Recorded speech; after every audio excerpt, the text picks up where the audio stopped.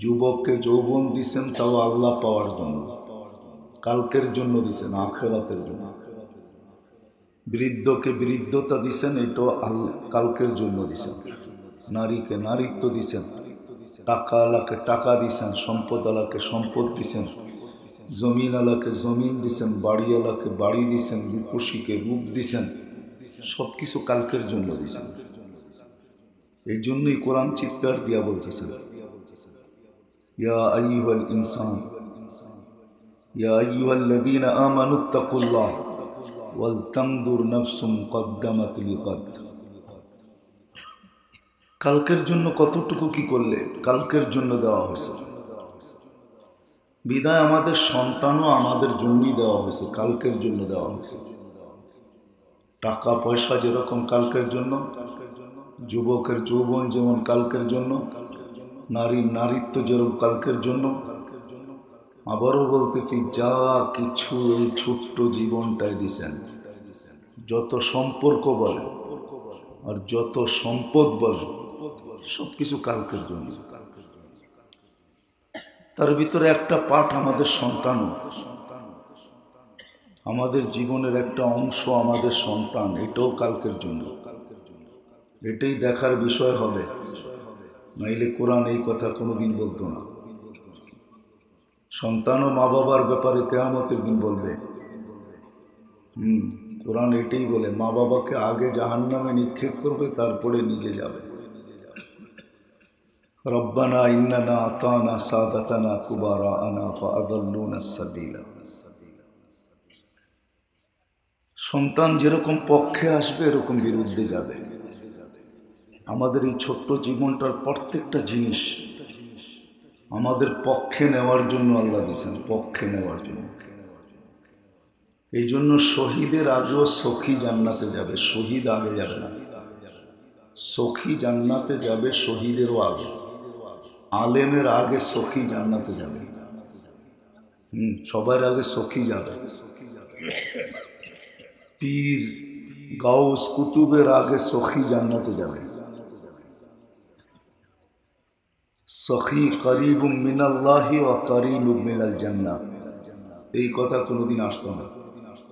সখী সবার আগে জান্নাতে যাবে। আলেম বলবে যে হ্যাঁ সাখাওয়াতের ফজিলত তোমাকে শুনাইছি, কিন্তু সখী বলবে আমি দান না করলে তুমি আলেম হইতা তো হইতা কি করে, এটা বলো। তুমি শুনাইছো মানুষ, কিন্তু আমি দান করছি বিদায়ী তো তুমি আলেম হইছো। বিদায় সখী সবার আগে জান্নাতে যাবে। তো যেটা বুঝাইতেছিলাম, সবকিছু আমাদের পক্ষে আনার জন্য, কালকের জন্য এবং আমার পক্ষে আনার জন্য।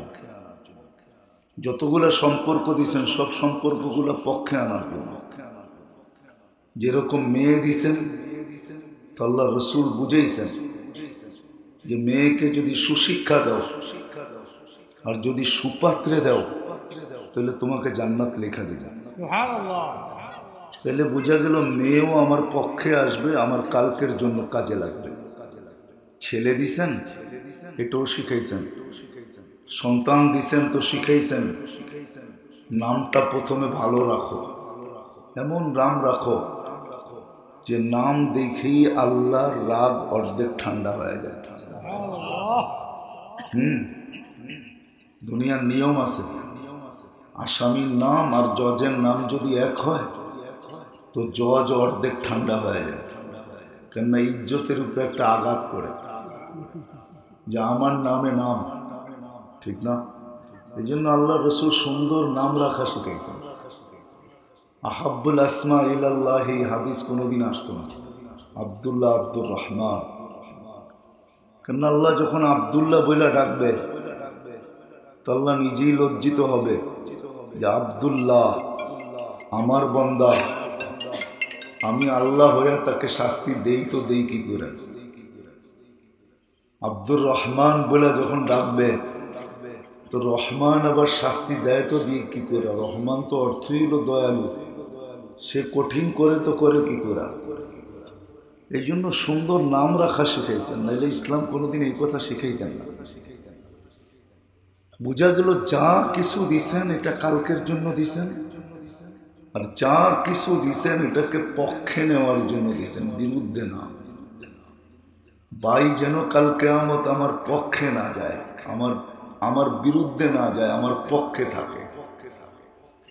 সাহাবায়ে কেরাম জিজ্ঞাসা করছেন, ইয়া রাসূলুল্লাহ, মেয়ে যদি না থাকে তো জান্নাতে যাওয়ার কোনো সুযোগ নাই? তো বলছে বোন আছে?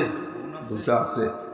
বলছে বোনকে সঠিক শিক্ষা দাও আর সঠিক পাত্রে দাও, তারপরও জান্নাত লেখা দিবে। তাইলে বোঝা গেল, যেমন আমাদের দেশে প্রবাদ বাক্য আছে, দুধের স্বাদ ঘোলে। বুঝেন আমার কথা? দুধের স্বাদ কি? ঘোল বোঝেন? ঘোল, মাঠা। দুধের স্বাদ ঘোলে, তো প্রবাদ বাক্য আছে। মেয়ে নাই তো বোনকে তরবিয়ত করে সঠিক শিক্ষা দিয়া সঠিক পাত্রে যদি দেয়, তা আল্লাহ রসুল ওয়াদা করতেছে তোমার জন্য জান্নাত। সন্তান হয়েছে, সুন্দর নাম রাখো। কথা বলতে শুরু করলো তো সর্বপ্রথম কলেমা শেখাও। যদি মুখ দিয়া ফুটায়া দিতে পারো তো ওলামাদেরকে জিজ্ঞাসা করেন, আল্লাহ রসুল জান্নাতের গ্যারান্টি দিতেছে। বোঝা গেল সন্তানও আমার পক্ষে নেওয়ার জন্য, বিরুদ্ধে নেওয়ার জন্য না। যেমন আমাদের জীবনের প্রত্যেকটা জিনিস কালকের জন্য, আখেরাতের জন্য, তদ্রূপ প্রত্যেকটা জিনিস আমাদের পক্ষে নেওয়ার জন্য, বিরুদ্ধে নেওয়ার জন্য। এটা যেন আমার পক্ষে হয়, সম্পর্কগুলা যেন আমার পক্ষে দাঁড়ায়, বিরুদ্ধে না দাঁড়ায়। পক্ষে দাঁড়ানোর জন্য এই সম্পর্কগুলা। হ্যাঁ, এটাও সত্য, কারো বিরুদ্ধেও দাঁড়াবে। বললাম না, সন্তান সর্বপ্রথম মা বাবাকে জাহান্নামে পাঠাবে। বলবে মোবাইল করতে দেরি, বিদেশ থেকে সেট আসতে দেরি হয় না। দুনিয়ার সমস্ত চাহিদা বাবা পুরা করছেন, কিন্তু আমাকে দিন শিখান নাই। বিদায় আজকে আমি আগে যাব না, মা বাবাকে আগে নিক্ষেপ করব, তারপরে যাব। নাইলে এই কথা কোরআনে কোনোদিন আসতো না, এই কথা হাদিসে কোনোদিন আসতো না। এই জন্য একটা কথা সত্য, 14 বৎসর পর্যন্ত, যতদিন পর্যন্ত সন্তান বালেগ না হয় ততদিন পর্যন্ত কলম তার বিরুদ্ধে যায় না। রুফিয়াল কলম, তার নিজের কোনো আমলনামা থাকে না। এই জন্য আমি মাঝে মাঝে বলি, কাউকে যদি আল্লাহ 4টা সন্তান দেয় আর আল্লাহ যদি বলে 4-14, শুধু এতটুকুর হিসাব দাও, 4-14 কোথায় লাগাইছো? 4-14, কেননা 14 বছর বয়স হয় প্রাপ্ত বয়স্ক হইতে। 4-14-56, আর তারও একটা 14 ছিল, ঠিক না? কি 5-14-70, আমরা বাঁচবই 70 বছর। আল্লাহ যদি বলে 4-14 হিসাব দাও, তারপরে আগে চলে যাও, যেটাকে কোন কাজে লাগাইছে? ইচ্ছা করলে এই 4-14 আমি আমার পক্ষে আনতে পারতাম। হ্যাঁ, 14 বছর পরে যে সে প্রাপ্ত বয়স্ক হইল, তারপরে সে দুনিয়ার যেই কোথাও চলে যায়, যেই কোনো ইউনিভার্সিটিতে পড়ো, তাতে কিছু আসে যায় না। কিন্তু মাখন আমি নিয়ে নিলাম, কেননা এই 14 বছর যতদিন পর্যন্ত সে প্রাপ্ত বয়স্ক হয় নাই, এটা যদি মা বাবা সঠিক জায়গায় ব্যয় করায়, তাহলে পুরাটা কবুল তার আমল নামায় আসবে, কবুল। কেননা তার নিজস্ব কোনো আমল নামা নাই, সে যা করবে সব মা বাবার আমল নামায় আসবে।